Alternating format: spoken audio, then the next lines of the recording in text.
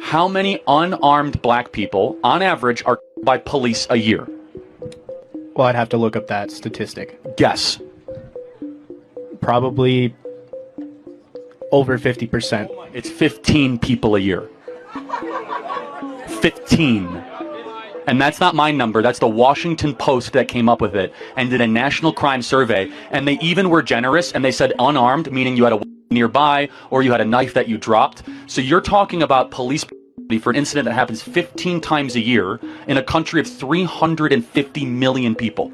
Well, how come, my question to you then, how come you see it so often on social media? That's a good question, Andrew, because you're being propagandized. You're being brainwashed is the name of this tour.